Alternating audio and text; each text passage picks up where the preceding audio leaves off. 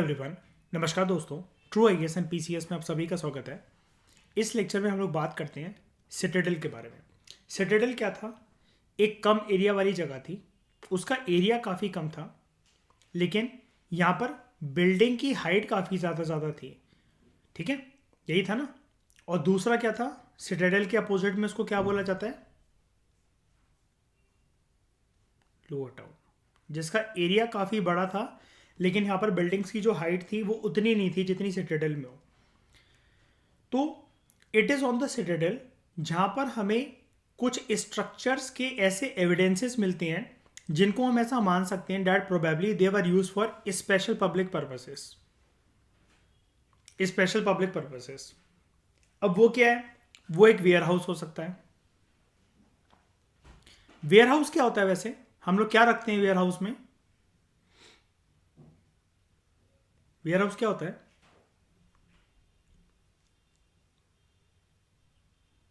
Store room type कह सकता हूं मैं इसको, है ना। कुछ भी सामान रखा जा सकता है इसके अंदर, अंबर राइट, है ना, बिस में। तो it is a massive structure which the lower break portion remains, जिसका सिर्फ लोअर ब्रेक पोर्शन जो है वो बचा हुआ है। जो अपर पोर्शन है प्रोबेबली लकड़ी का वो बना होगा, वो काफ़ी टाइम पहले डिकेड होकर ख़त्म हो गया। और दूसरा हमें यहाँ पर एक तो वेयर हाउस, और दूसरा हमें देखने को मिलता है यहाँ पर structure, the famous one, grade path. यहां से दो क्वेश्चन अलग से निकल सकते हैं। डैट ग्रेड पाथ मोहेंजोदारो में कहां पर बना है? क्या वो सिटाडेल में बना है? क्या वो लोअर टाउन में बना है? सिटाडेल में, मोहेंजोदारो में हमें ग्रेड पाथ के अलावा एक कौन सा स्ट्रक्चर और देखने को मिलता है? The answer is warehouse. अब ग्रेड पाथ क्या था? ग्रेड पाथ एक रेक्टेंगुलर टैंक था कोर्टयार्ड के अंदर। ये कोर्टयार्ड जैसा बन रखा था ऐसा। It was surrounded by a corridor on all four sides. चारों जगह इसकी जो थी, नॉर्थ ईस्ट वेस्ट साउथ, वहां पर कुछ ना कुछ था। स्टेप्स जो थे वो नॉर्थ और साउथ में थे। यहां पर सीढ़ियां जो थी इसमें जाने के लिए, पानी का टैंक हुआ करता था ये।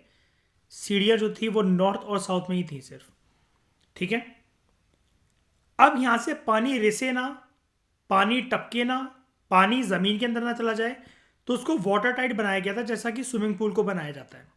स्विमिंग पूल के अंदर सिर्फ एक मार्बल स्ट्रक्चर होना या फिर एक कैसा भी पत्थर लगा देना ये काफ़ी नहीं होता, क्योंकि अंडरग्राउंड स्विमिंग पूल का पानी अगर भरा हुआ है तो हम सोचने वाली बात है ना कि स्विमिंग पूल का पानी खाली क्यों नहीं होता, वो नीचे क्यों नहीं जाता अंडरग्राउंड। तो उसका वन ऑफ द रीज़न ये होता है कि उसको वाटर टाइट बनाया जाता है by setting bricks on edges and using a mortar of gypsum. चूना, ईट, सीमेंट इस प्रकार से लगाया जाता था दैट वो पूरी की पूरी तरीके से कवर हो जाए। अब ये मोटार और जिप्सम वाली बात पहले मैं दिखा देता हूं, लेकिन उससे भी पहले मैं एक चीज आपको दिखाता हूं, ग्रेट बात।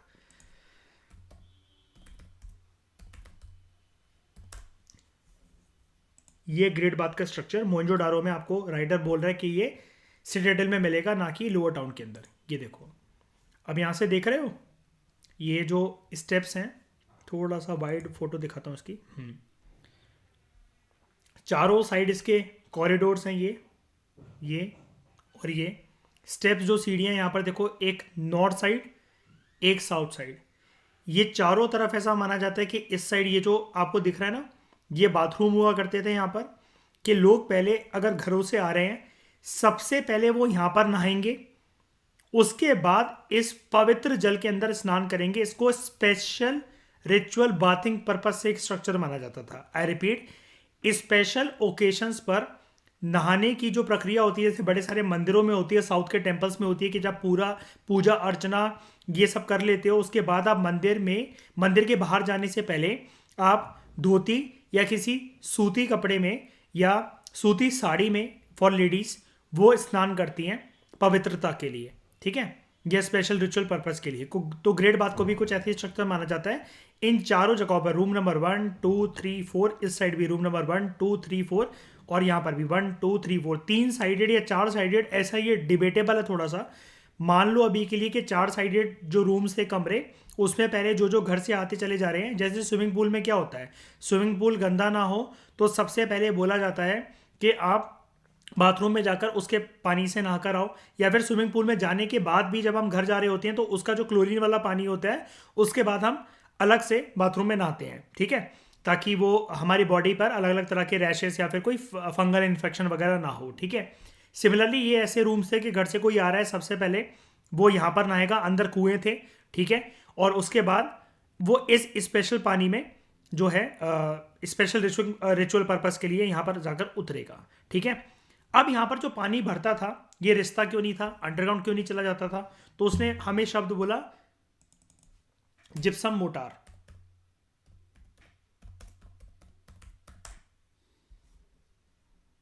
जिस तरीके से ईंट लगाई जाती है, तो ईंट लगाने का मतलब सिर्फ ये नहीं होता कि यहाँ से पानी जाएगा नहीं, पानी यहाँ से रिसेगा नहीं, इसको हमें वाटर टाइट करना होता है। ऐसे बीच में एक पूरा का पूरा सीमेंट लगाकर, और जिप्सम ऑफ मोटार कुछ इस प्रकार का होता है, सीमेंट चूना वगैरह लगाकर पूरा इसको वाटर टाइट कर देना। इसलिए जिन जिन घरों में सीलन आती है ना, तो उन्होंने ये वाला काम अच्छे से नहीं करवा रखा होता। छत से जब भी कोई पानी लीक होगा, बारिश का पानी है, चाहे वो टैंकी का ओवरफ्लोइंग जो वाटर है वो, अगर इसके अंदर किसी भी तरीके का कोई एक स्पेस है, इंटरसेल्यूलर स्पेसेस है अगर इस मोटार के अंदर, इस जिप्सम के अंदर, तो वो पानी रिसेगा। और इसलिए बड़ी सारी जो छतें होती होंगी आपके घर की, और किसी के घर पे आपने देखा होगा कि वो गीली इसलिए रहती हैं, पानी इसलिए रिसता है, बिकॉज ये वाला काम अच्छे से नहीं करा गया होता है। क्या काम? उसको वाटर टाइट बनाने का काम, ये चीज होती है, ठीक है। It is the gypsum, it is the gypsum चूने की तरह, and this is the motor.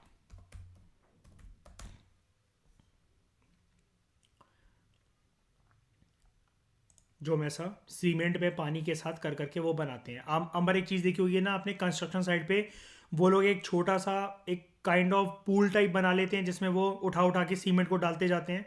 वो इसलिए इसको रेडी कर रहे होते हैं ताकि बार बार ईंटों के ऊपर ही अप्लाई करा जा सके। और वो फिर एक प्लेट भी लिए रहते हैं जिसे पूरा चिकना कर देते हैं ताकि वो खुरदुरा खुरदुरापन महसूस ना हो, ऐसा करके बिल्कुल उसको प्लेन कर देते हैं सरफेस को, जैसे ये लिए रहते हैं, ये है ना, ये जितना साइड साइड से आ रहा है इसको पूरा उठा उठा के करना। और ये वाला काम मेन बिल्डिंग में बनाने का, ये वाला काम काफ़ी ज़्यादा चलता है। ये इसलिए चलता है वाटर टाइट बनाने का काम, क्योंकि घर कितना भी सुंदर होगा, एक बारिश आएगी या टंकी कभी भी ओवरफ्लो करेगी, या घर पे कोई नहीं होगा और मोटर बंद नहीं करना भूल गए होगे, तो वो पूरा का पूरा जो अपर फ्लोर होगा उस पर पूरी सीलन आ जाएगी। बस सिंपल सा एक इसका रीजन लॉजिक है, ठीक है। और ये वाली बात देखो इनको पता थी उस टाइम पर। There were rooms on 3 sides. अब कभी कभार मिसबा आपने देखा होगा हमारी जो अलग बुक्स हैं वो 4 साइड्स भी कहती हैं, ठीक है। इसके ऊपर मैंने इसलिए पहले बोला कि यहाँ पर जो कमरे थे 3 साइड से, 4 साइड से, ऑल साइड्स आए या 3 साइड्स आए, सारे ऑप्शन ठीक है, ठीक है। और हर एक कमरों के अंदर एक बड़ा बड़ा सा कुआं था ताकि लोग पहले आए वो वहाँ पर नहा लें, ठीक है। पर्दे वगैरह भी लगे होते थे। Water from the tank flowed into the huge drain. जब लोग नहा लेंगे तो उसके बाद उसका पूरा का पूरा पानी निकाल कर हर एक सड़क पर, आपको पता है हर एक सड़क पर, कहाँ गया ये, इसको कहते हैं ग्रेट बाथ, मोहनजोदड़ो में। पहले तो इमेजिन कर लो ये कुछ ऐसा हुआ करता था, कुछ ऐसा कि लोग पहले अलग अलग कमरों में जाएंगे, नहाकर आएंगे। इतना पॉश नहीं, लेकिन बस उन्होंने एक कार्टूनिक फॉर्म में बना रखा है। उसके बाद क्या होगा, अगर मैं थोड़ा सा आपको इसका एरियल व्यू दिखाऊं ना, यहाँ पर देखो, अगर इस एरिया में कहीं पर ग्रेट बात है तो सड़कों पर कोई ना कहीं नाले भी बन रखे होंगे। तो यहाँ से पानी उठा उठाकर, जब वो हो सकता है कि मान लो, ये कोई नहीं कह सकता, वर्ल्ड में ये कोई बात नहीं बता सकता कि कितने दिन के लिए ये रिचुअल एक्टिविटी चलती थी, क्या चलती थी। मान लो हम एक इमेजिनरी सिचुएशन पकड़ लेते हैं अर्पित, कि नवरात्रि के दिन चल रहे हैं, ठीक है, नवरात्रों जैसे दिन चल रहे हैं और ऐसी कोई रिचुअल एक्टिविटी चल रही है, और यहाँ पर ये लोग नहाने आए। जैसे ही 9 दिन खत्म हुए, नवरात्रे ओवर हुए, 10वें दिन सारा पानी इसका उठाकर डाला जाएगा सड़कों पे। और सड़कों पे हम सबको पता है कि इट वॉज जो ऑर्गेनाइजेशन सिस्टम था वो बहुत ऑर्गेनाइज था। ये बड़ी सी ड्रेन में जाकर ये जो सारा का सारा जो पानी है, जो सड़कों पे जो ड्रेन्स बनी हुई है, गटर बने हुए हैं, उनमें जाके बहेगा ये पानी, ठीक है, water from the tank float into the huge drain. और वो देखी थी ना ड्रेन हमने, कितनी बड़ी बड़ी थी, सड़क की मेन ड्रेन। ये देखो यहाँ पर हमें एक बंदा भी खड़ा हुआ दिखा था, ये अ ड्रेन इन मोहनजोडारो, देख रहे हो, और ग्रेट बात भी मोहनजोडारो के अंदर है। ह्यूज ओपनिंग है ना इसकी भी।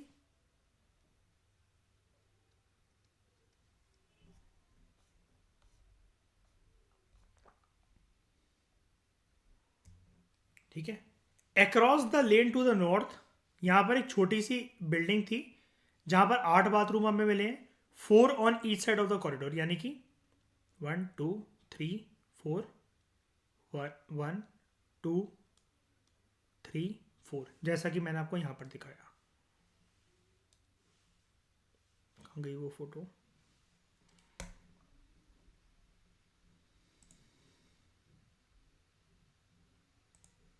इसको ऐसे मान लो, 1 2 3 4, इस साइड से भी 4।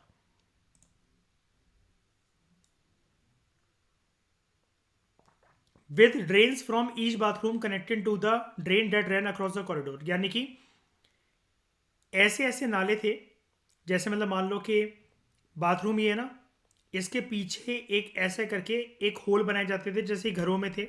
आप इसको इमेजिन कर लो, जैसे ये था, यहाँ पर एक छोटी सी ड्रेन होगी, उसके बाद एक स्ट्रीट ड्रेन होगी, तो प्रॉपर वे में, ताकि पानी बिल्कुल कहीं पर भी ना जाए, जहां पर उसको जिस गटर में जाना है वो वहीं पर जाए। इस चीज का, इस कंस्ट्रक्शन साइकोलॉजी का ध्यान रखा जाता था। The uniqueness of the structure as well as the context in which it was found. Citadel, जहां पर बहुत सारी डिस्टिंक्ट टाइप्स की बिल्डिंग जो फाउंड करी गई है, ये स्कॉलर्स को ये कहने पर सजेस्ट करती है डैट ग्रेट बात जैसा और कोई स्ट्रक्चर तो मिला नहीं है। इंडस वैली सिविलाइजेशन की वेरियस साइट्स में इतना, उस जमाने के हिसाब से इतना ज़्यादा एक लग्जूरियस स्ट्रक्चर जो कि इतना प्री प्लान्ड हो, तो स्कॉलर्स ये सजेस्ट करते हैं that it was meant for some kind of special ritual path. बस, ये कहाँ था? लोअर टाउन के सिटाडेल, सिटाडेल के अंदर। कहाँ पर? कौन सी साइड पर? मोहनजोडारो के अंदर। मोहनजोडारो में ग्रेट बाथ के अलावा सिटाडेल के अंदर एक और कौन सा स्ट्रक्चर देखने को मिलता है? Warehouse. ठीक है,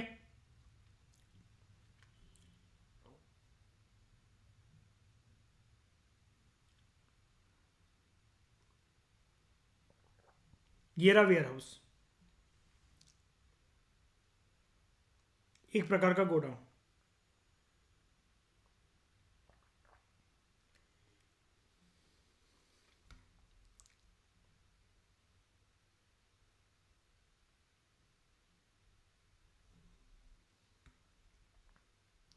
अब हम ये जानते हैं various forms of social differences हमें क्या देखने को मिलते हैं इंडस वैली सिविलाइजेशन में, हड़प्पन सिविलाइजेशन में। सबसे बड़ा क्वेश्चन तो यही उठ पड़ता है, क्या सोशल डिफरेंसेस थे भी? लोगों में क्या भेदभाव या ऊंच नीच थी क्या, उनकी इकोनॉमिक स्टेटस को लेकर, सोशल स्टेटस को लेकर, या किसी भी स्टेटस को लेकर? इसके बारे में अगर ये था तो पता कैसे लगता है, ये हिंट कैसे मिलती है? होगा कि नहीं होगा श्योर श्योर तरीके से तो किसी का बाप भी नहीं बता सकता, लेकिन फिर भी इसकी थोड़ी बहुत हिंट कैसे पता लगती है? वो पता लगती है ब्यूरियल प्रैक्टिसेस से। जब इंसानों को मरने के बाद गाड़ा जाता था, उस टाइम पर जलाने की प्रक्रिया तो थी नहीं, डेड बॉडीज को दफन ही करा जाता था।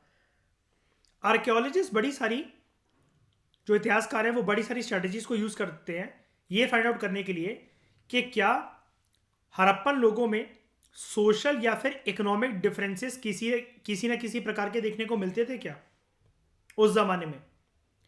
अब इसको जानने के लिए जो इतिहासकार हैं वो ब्यूरियल्स को और ब्यूरियल प्रैक्टिसेस को स्टडी करते हैं। यहां पर फिर आपको राइटर एक लाइन दे रहा है, वो ये कह रहा है, आपने जो इजिप्ट के पिरामिड्स हैं बड़े बड़े, उनके बारे में सुना होगा, और ये इजिप्ट के पिरामिड्स या इजिप्शियन सिविलाइजेशन बिल्कुल कंटेम्प्ररी था हड़प्पन सिविलाइजेशन के साथ। एक्चुअली जैसा कि हम जानते हैं हड़प्पा के साथ कंटेम्प्ररी टाइम्स में वर्ल्ड के दूसरे कोनों में अंबर और भी सिविलाइजेशन एग्जिस्ट कर रहे थे, लाइक हड़प्पा,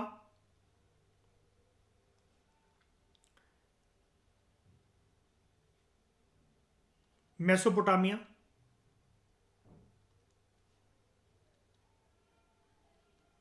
एंड इजिप्ट, ये कंटेम्प्रेरी थे। बाद में हड़प्पा के जाने के बाद जब हड़प्पन सिविलाइजेशन खत्म हो जाता है और इन सारी सिविलाइजेशंस के बाद आता है चाइनीज सिविलाइजेशन। ठीक है, ये जो पिरामिड्स थे इजिप्ट के अंदर, ये रॉयल ब्यूरियल्स माने जाते हैं, क्योंकि यहाँ पर जो रूलर्स थे, जो राजा महाराजा थे, और या फिर जो गड़े हुए जो हमें मुर्दे मिले हैं, उनके साथ हमें गड़ी हुई ऐसी चीजें मिली हैं जो कि एक इनॉर्मस वेल्थ है उस जमाने की, बाकी नॉर्मल डेड बॉडीज के साथ हमें नहीं मिली हैं। और जब ये पिरामिड जो हमें मिले हैं, यहां पर हमें डेड बॉडी सजी हुई, सोने चांदी जेवरात के साथ गड़ी हुई, ऐसी करके मिली हुई है।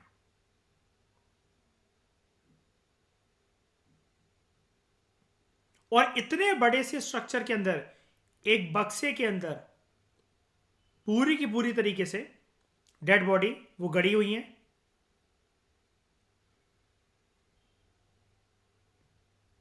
जिनको बोला जाता है ममी। और ममी के ऊपर ये जो एक प्रकार का जो टॉम्ब बनाया जाता है, मकबरा इजिप्ट के अंदर, इसको बोला जाता है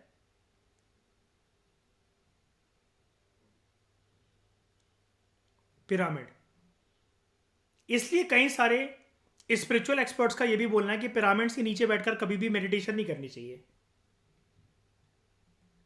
नेगेटिव एनर्जी हावी होती है। इट इज जस्ट लाइक कि शमशान घाट के अंदर बैठ के कोई मेडिटेशन कर रहा है। Many of these pyramids were royal burials where enormous quantities of wealth was buried.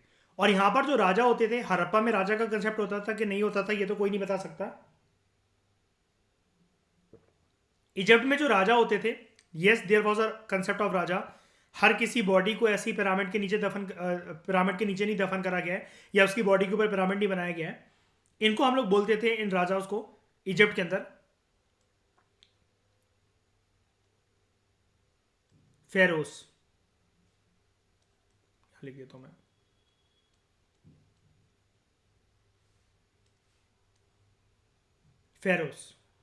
Ferrous were rulers of Egypt. और इनके दफनाने की प्रक्रिया को हम लोग बोलते हैं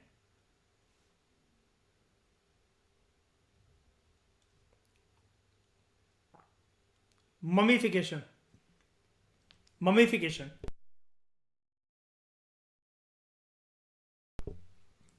अब क्या होता है, हड़प्पन साइट्स में भी, क्योंकि कंटेम्प्रेरी सिविलाइजेशन थे और उनके कल्चर का जो आदान प्रदान होता था, जो लेन देन होता था, जिसको हम चैप्टर में आगे जानेंगे, कैसे इन तीनों सिविलाइजेशंस के बीच में, या क्या फिर कोई कल्चरल जो कल्चरल एक्सचेंजेस था वो हुआ क्या, और वो हुआ तो कैसे, किस वजह से हुआ, ट्रेडिंग रिलेशंस कैसे थे, क्या ये तीनों कल्चर्स जो थे, जो सिविलाइजेशन थे, एक दूसरे के बारे में जानते थे क्या, व्यापार कैसे होता था, समुद्री रास्ता कैसे ढूंढ निकाला, लैंड का रास्ता कैसे ढूंढ निकाला, आपस में एक दूसरे के लैंड पे जाने का, ये हम इस चैप्टर में आगे देखेंगे।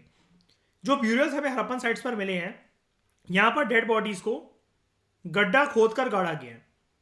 आपको इंडियन सब कॉन्टिनेंट में जिस जिस जगह पर इंडस वैली सिविलाइजेशन, उसकी 2600 साइट जो मिली है, यहां पर आपको कोई भी ऐसा पिरामिड स्ट्रक्चर नहीं देखने को मिला है कि किसी ब्यूरियल के ऊपर बनाया गया हो।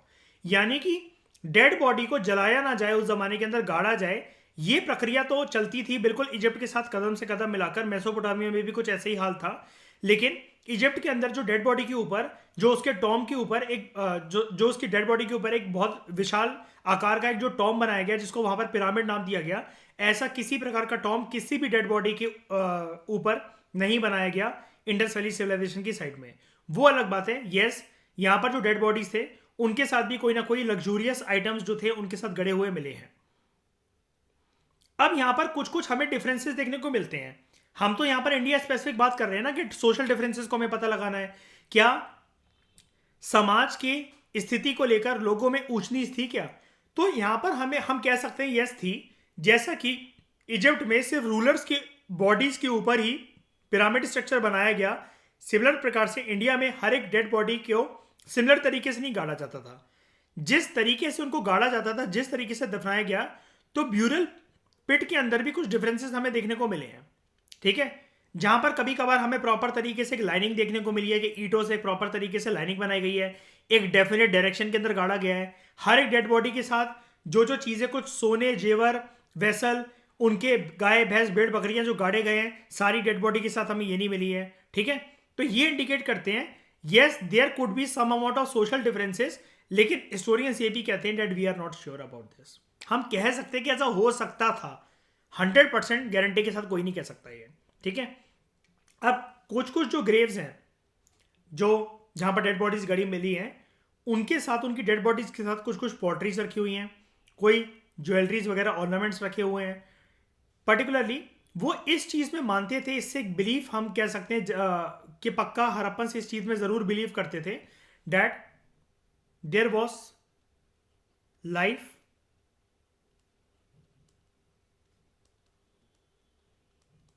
After death. आफ्टर लाइफ में वो बिलीव करते थे। ज्वेलरी जो है वो जो मिली है, मेन और विमेन दोनों के कंकालों के साथ मिली है। ये सजेस्ट करता है ये चीज जमाना कि ज्वेलरी यहां पर जो था, ज्वेलरी जो इस जमाने में जो थी, उसको मेन एंड विमेन दोनों वियर करते थे। बड़ी सारी एक्सकवेशंस जो है हड़प्पा के अंदर, जो सीमेंट्रीज हमें मिली हैं जहां पर डेड बॉडीज को गाड़ा जाता है, उसको सीमेंट्री कहते हैं। ठीक है, मिड 1980s के अंदर जब वो डिस्कवर हुई, तो यहां पर एक ऑर्नामेंट पाया गया है जिसके अंदर 3 शेल से बनी हुई रिंग है। एक जैस्पर है which is the semi precious stone. अब यहां से आप ये चीज याद रख सकते हो, क्या हड़प्पा में जैस्पर मिला है या कौन कौन से स्टोन्स इंडस वैली सिविलाइजेशन में मिलते थे, तो उसमें आपको एक ये लिस्ट में एक नाम मिल गया, जैस्पर। सेमी प्रीशियस स्टोन का एक प्रकार था। बीड्स मिली हैं और सैकड़ों की तादाद में हंड्रेड्स ऑफ माइक्रोबीट, छोटी छोटी बीड्स मिली हैं एक मेल के स्कल के पास, जो कि ये शो करता है कि इसने पक्का कुछ इस प्रकार का ऑर्नामेंट या जो है गले के अंदर कोई माला वगैरह ऐसी पहनी होगी, ज्वेलरी पहनी होगी, जिसमें जैस्पर स्टोन था, कुछ बीड्स थी और सैकड़ों तादाद में माइक्रो बीड्स थी। ठीक है, कभी कभार डेड बॉडीज को कॉपर मिरर्स के साथ भी बरी करा जाता था, विच इज वेरी यूनिक। ये वाली बात आपको सिर्फ इसी एनसीईआरटी में मिलेगी। यहां पर आप देखो कॉपर मिरर। क्या हड़प्पन्स फैमिलियर थे शीशे के बारे में, अपने लुक्स को क्या निखारते थे? Yes, they were familiar about copper, about vermilion जिसको कहते हैं सिंदूर। लूफा के बारे में भी वो जानते थे। लूफा जैसे कि हम नाते हुए यूज करते हैं, उनके लिए लूफा कैसा था, एक किसी एनिमल की खाल को लिया जिसका फर काफी सॉफ्ट हो, बीच में कोई भी चीज उसका जो खाल उतारी और बीच में कोई भी चीज उसका फ्लैश वगैरह कोई भी चीज बांध दी और उसको रबड़ से बांध दिया बॉल की तरह, और नहाते वक्त उसको यूज कर लिया। और बॉडी पे साबुन तो नहीं कह सकते हैं प्रॉपर तरीके से, लेकिन सोप्स के एविडेंसेस मिले हैं। साबुन तो नहीं, लेकिन ज्यादातर ये लोग जो लकड़ी की जली हुई जो राख होती थी उससे नहाते थे। ठीक है, राख से भी बॉडी क्लीन होती है और राख से भी कई लोग नहाते हैं। ये एंशिएंट मेडिवल इंडिया तक, मॉडर्न इंडिया तक इस चीज़ के एविडेंसेस मिले, और आज भी दूर दराज के इलाकों में कई लोग जैसे हैं अलग अलग प्रकार की विभूति कहते हैं राख को, उसको लगाकर नहाते हैं। ठीक है, but on the whole it appears that Harappans did not believe in burying precious things with the dead. मतलब हमें डेड बॉडीज कुछ कुछ तो मिली हैं जहां पर डेड बॉडीज के साथ, गिनी चुनी डेड बॉडीज के साथ प्रीशियस आइटम्स जो हैं वो गाड़े गए हैं, लेकिन ओवरऑल 95% केसेस में ऐसा नहीं है कि डेड बॉडीज के साथ प्रीशियस आइटम्स हमें मिले हैं। हो सकता है वो साइट्स अभी भी अनएक्सकवेटेड हो, उनकी खुदाई ना करी गई हो, लेकिन जब मेजोरिटी में कोई भी चीज नहीं मिलती तो हम ये कह सकते हैं they believed in after life. Yes, वो क्या चीज़ों को गाड़ते थे डेड बॉडीज के साथ इस बिलीफ में कि अगली जिंदगी में वो लेकर जाएंगे। यस, ये चीज़ शो हो सकती है, लेकिन on the whole precious thing her dead body के साथ मिली हो ऐसा नहीं था। 95% केसेस में ऐसा नहीं है। लेकिन ये चीज़ फिर एक बात की तरफ हमें और इशारा करवाने पे मजबूर करवा देती है, अगर ऐसा नहीं है, सिर्फ 5% डेड बॉडीज के साथ प्रीशियस चीज़ें गड़ी हुई मिली हैं, तो yes there were social differences, और हो सकता है कि एक नॉर्मल सिविलियंस हो यहाँ पर हड़प्पा के टाइम पर जिनके साथ चीज़ें ज़्यादा गड़ी हुई नहीं मिली हैं, वो अफोर्ड नहीं कर पाते होंगे, और एक हो रूलर्स की क्लास, ऐसा हो सकता है। अब हम क्या ये कह सकते हैं कि हड़प्पन्स जो थे वो सिविलाइजेशन तो शुरू हो गया था, ये इसको हम लोग इंडस वैली सिविलाइजेशन कहते हैं। मानव सभ्यता और ह्यूमन साइकोलॉजी एक उच्च स्तर पर पहुंच गई थी। ठीक है, सारी बातें मान ली, लेकिन क्या हड़प्पन्स जो थे डिड दे एंजॉयड लग्जरीज, या फिर वो इस कंसेप्ट में मानते थे लग्जूरियस आइटम में? इसको हम देखते हैं। सोशल डिफरेंसेस को पता लगाने के लिए, सोशल डिफरेंसेस लग्जरी वाले टर्म से कैसे पता लगेगा, क्योंकि लग्जरी उसी चीज को कहा जाता है जो चीज गिने चुने लोगों के पास हो, क्योंकि वो इस चीज की तरफ इशारा करता है कि इसको गिने चुने लोग ही अफोर्ड कर सकते हैं। उनकी लाइफस्टाइल, उनकी जो रिचनेस है, जो वेल्थ है, वो काफी हाई है, इसलिए उनकी लाइफस्टाइल में कुछ गिने चुने ऐसे आइटम है जो कि मेजोरिटी जनसंख्या अफोर्ड नहीं कर सकती।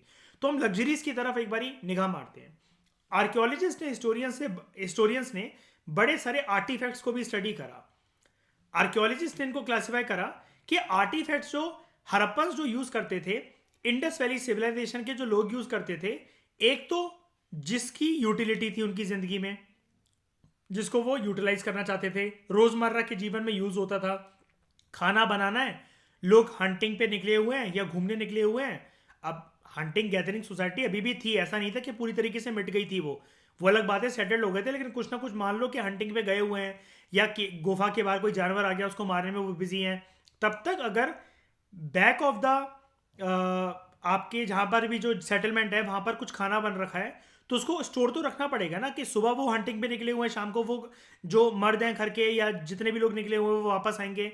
तो उसके लिए कुछ ना कुछ एक घड़ा, मटका, वेसल तो होना चाहिए ना, कि सुबह जो खाना पकाया गया था उसको स्टोर करके रखा जाए। तो कुछ जो आर्टिफैक्ट्स हमें मिले हैं, कुछ जो चीज़ें जो इन्होंने बनाई हैं वो यूटिलिटेरियन पर्पज से बनाई है कि उनकी यूटिलिटी हो। लेकिन कुछ कुछ आर्टिफैक्ट्स हमें ऐसे भी मिले जो कि ये शो करता है कि ये ना खाने पीने या रोजमर्रा के जीवन में एंजॉय ना होकर ये लग्जूरियस आइटम है। फर्स्ट कैटेगरी, अगर हम लोग यूटिलिटेरियन ऑब्जेक्ट्स के बारे में बात करें, वो ये ऑब्जेक्ट्स होंगे जो कि हड़प्पन जो डेली यूज में यूज करते होंगे, ठीक है, like ordinary material such as, वो चीजें जो कि स्टोन और क्ले से बनी गई हैं, ठीक है। अब इसमें क्या क्या शामिल हो सकता है, सेडल कॉर्न जिसमें वो मसाले चटनी वगैरह, उनके ज़माने की डेफिनेशन चटनी की, या फिर सेडल कॉर्न पर अलग अलग प्रकार के अर्थ से मिलने वाले फूल, पेड़, पत्तियां, औषधियां जो मिलती थी, उससे या तो मेडिसिन बनाई जाती होंगी, या फिर सेडल कॉर्न का हमने एक मतलब और देखा था कि फूल पत्तियां वगैरह को लेकर हो सकता है कि कुछ ड्राइंग वगैरह करनी हो, कुछ पेंटिंग वगैरह करनी हो, तो कलर्स भी लिए जा सकते हैं। फिर कुछ पॉटरी जैसे जो हमें कोई भी घड़े वगैरह, मटके वगैरह या वेसल वगैरह हमें जो मिले हैं, उसमें हो सकता है ग्रेन से स्टोर करके रखते हो, कपड़े भी स्टोर करके रखते हो। यस, कपड़े हो सकता है, क्योंकि कॉटन के एविडेंसेस हमें वेसल से ही मिले थे और वेसल्स के ऊपर ढक्कन से ही मिले थे, और हड़प्पा से भी पहले हमें कॉटन के एविडेंसेस मिले थे मेहरगढ़ साइड पर, पाकिस्तान के अंदर, ठीक है। सुइयां हमें मिली हैं, नीडल्स मिले हैं, फ्लैश रबर्स मिली हैं। अब ये जो फ्लैश रबर्स है, यही तो मैंने आपको बताया कि इन्होंने एक ऐसे जानवर की जो है वो फर लिया जो कि काफ़ी सॉफ्ट हो। मान लो ये टाइगर की स्किन है, काफ़ी सॉफ्ट है, इसके अंदर क्या है, इसके अंदर मांस भरा हुआ है अंदर, लेकिन सुइयों से और धागों से इसको अलग अलग जगह से बांध दिया गया है। बांधने के बाद ये कुछ बॉल जैसा दिख रहा है, और इसको यूज करा जाएगा जैसा कि हम नहाने के टाइम पर जो बाथरूम स्क्रबर या जिसको लूफा बोलते हैं उसके तौर पर, देख लो, बॉडी स्क्रबर या फिर लूफा जिसको आज की लैंग्वेज में हम लोग बोलते हैं, ठीक है, ये इनके लिए लूफा था। ये तो हो गए, ये तो वो चीज़ें हो गई जो कि हमें, अगर हम निगाह मारें 2600 सेटलमेंट्स को स्टडी करें, तो ये हर जगह हमें एक फेयर अमाउंट से डिस्ट्रीब्यूटेड चीज़ें मिलेंगी। लेकिन आर्कियोलॉजिस्ट ने यहाँ पर कुछ ऐसे आइटम्स भी ढूंढ निकाले हैं जो कि हड़प्पा, इंडस वैली सिविलाइजेशन की हर एक साइट्स में हमें देखने को नहीं मिलती है, वो गिनी चुनी साइट्स में देखने को मिलती हैं, और गिने चुने ही डेड बॉडीज के पास हमें ये चीज़ देखने को मिली है, जिसको आर्कियोलॉजिस्ट नाम देते हैं yes, some items can be categorise as luxurious item, जो कि काफ़ी रेयर होते होंगे, उस जमाने में काफ़ी कॉस्टली होते होंगे, और ये हो सकता है कि रूलर्स का कंसेप्ट यहाँ पर हो सकता है, बिकॉज ये ऐसी चीज़ें हैं जो कि लोकल इंडियन सब कॉन्टिनेंट में यहाँ की ज़मीनों की खुदाई वगैरह से इनको नहीं मिलती होंगी, ये बाहर से इंपोर्ट करवाई जाती होंगी। ये नॉन लोकल मटेरियल्स क्योंकि जो थे उनको बोला गया है देवर वेरी रेयर। हो सकता है इंडस वैली सिविलाइजेशन के लोगों की जान पहचान इजिप्ट में बैठे किसी फेरो के साथ हो, किसी रूलर के साथ हो, और वो यहाँ से जो सामान गया वो बदले में तोहफे के तौर पर या ट्रेडिंग के तौर पर, कैसे भी, चाहे उन्होंने खरीदा हो चाहे उनको तोहफे में मिले हो, ये आइटम्स बाहर से आते थे कुछ कुछ, ठीक है। और ये ऐसी ऐसी कॉम्प्लिकेटेड टेक्नोलॉजी से बनाए गए हैं जो कि लोकल इंडस वैली सिविलाइजेशन में ऐसी टेक्नोलॉजी से कोई आइटम बनाया गया हो, ऐसा इसका कोई एविडेंसेस नहीं है। जैसे छोटे छोटे पॉट जो हमें मिले हैं फ्यांस मटेरियल से बने हुए, ये एक ऐसा मटेरियल होता है जो कि जमीन की मिट्टी और सिलिका को मिक्स करके बनाया जाता है। इसमें कुछ कलर ऐड करा जाता है, फिर कुछ गम, और उसके बाद उसको बेक करा जाता है, उसको फायर करा जाता है। जो हमें ये जो मटेरियल प्राप्त होता है इसको बोलते हैं फ्यांस। जैसा कि आप ये देख पा रहे हो, फ्यांस का एक कड़ा है, एक पॉट है, मटका है, ठीक है। इसको प्रीशियस माना गया है बिकॉज हड़प्पा की हर एक साइड पर ये फ्यांस मटका नहीं मिला है। सिचुएशन और भी ज्यादा कॉम्प्लिकेटेड हो जाती है आर्कियोलॉजिस्ट के लिए जब उनको ये पता लगता है what seems to be article of daily use के जो आइटम्स हमें मिले हैं, हमें लग रहा है कि वो डेली यूज के आइटम्स हैं, सच एज स्पिंडल वर्ल्स, वो रेयर मटेरियल से बने होते हैं, कभी कभार फ्यांस से। हो सकता है कि स्पिंडल वर्ल उनको बाहर के किसी राजा वगैरह ने भेजी हो, या फिर उन्होंने फ्यांस मटेरियल से स्पिंडल वर्ल बनवाई हो कि राजा के लिए जब भी कोई कपड़े बनेंगे तो वो इस सुई से बनेंगे। सिलाई होती है बेसिकली ये, जैसे सर्दियों में जिससे स्वेटर बनते हैं उनके गोलों में, उसको वर्ल कहते हैं, स्पिंडल वर्ल कहते हैं। तो मैं आपको स्पिंडल वर्ल दिखा देता हूं कैसा होता है। स्पिंडल वर्ल ये कुछ ऐसा होता है जैसे कि जो ऊन के गोलों में वो लगे रहते हैं ना, आप क्या करोगे, यहाँ से डालोगे कॉटन, ऊपर से डालोगे, अब जैसे ये तो चलो मॉडर्न सा दिख रहा है, मैं आपको पुराने वाले ज़माने के दिखाता हूँ। ये आप यहाँ से डालोगे कॉटन और इसको फिर घुमाओगे तो ये धागा देता है। फिर आपको कैसे देता है उसके लिए देखो ये वाली फोटो। ये कॉटन जो है, इसको चक्री को लट्टू की तरह घुमाते घुमाते हाथों से घुमाते रहो तो ये धागा लिपटेगा, ये कॉटन को ऐसे धागों में, रेशों में बदल लेगा इस प्रकार से, ठीक है। जैसे यहाँ पर एक कॉटन, जैसे जैसे, एक मिनट, इमेज क्लियर क्यों नहीं है, इसको देख लो, जस्ट अ मिनट। ये ऊपर कॉटन, आपने हो सकता है इसमें कलर भी ऐड कर रखा हो, और उसके बाद इसको जैसे ही घुमाते चले जाओगे, ये देखो ये धागों में बदलते चला जा रहा है और ये धागे यहाँ पर बनते चले जा रहे हैं। ऐसे ही करके ये लोग धागों की जो रील होती है वो उसको बनाते थे, ठीक है। अब हम लोग अगर स्टडी करें इस प्रकार के आर्टिफैक्ट्स के डिस्ट्रीब्यूशन के बारे में, हमें ये मिलेगा कि rare objects which were made of valuable materials are generally concentrated in larger settlements like Mohenjodaro and Harappa. जो रेयर चीज़ें हमें मिली हैं वो इंडस वैली सिविलाइजेशन की हर एक साइड में नहीं मिली है, गिनी चुनी साइड्स में मिली हैं, बड़े बड़े सेटलमेंट्स में हमें मिली हैं लाइक मोहनजोदड़ो एंड हड़प्पा, और ये रेयरली ही किसी स्मॉलर सेटलमेंट में फाउंड करी गई है। दिस शोज लग्जूरियस आइटम जो थे वो रूलर्स यूज़ करते होंगे, रूलर्स के अगर डिबेट देनी क्या रूलर्स वहाँ पर थे कि नहीं थे, या फिर ये बोलना कि रूलर्स, दूसरी डिबेट क्या रूलर्स किसी अच्छी जगह पर रहते थे। तो यस, लग्जूरियस आइटम हमें हड़प्पा और मोहनजोदड़ो जैसी जगह पर ही मिले हैं। फॉर एग्जांपल मिनिएचर पॉट्स जो फ्यांस से बने हुए हैं, या फिर कुछ कुछ परफ्यूम की बॉटल, देखो ये एक यूनिक चीज़ है कि परफ्यूम की बॉटल भी मिली हुई है, ये मोहनजोदड़ो हड़प्पा में ही मिली है। और ऐसे कोई भी चीज़ें हमें स्मॉलर सेटलमेंट्स हैं जैसे जो कालीबंगन वगैरह, यहाँ पर हमें नहीं मिली है। गोल्ड मिला ज़रूर है, लेकिन गोल्ड काफ़ी रेयर मात्रा में हमें मिला है यहाँ पर। At present probably precious gold jewellery जो है वो हड़प्पन साइड में ही मिली है, ठीक है। तो ज़्यादा जगह से हमें नहीं मिली है, और हड़प्पा में भी जहाँ से ये रिकवर करी गई है वो होड से करी गई है। अभी होड्स क्या होते हैं, यहाँ पर आ जाओ।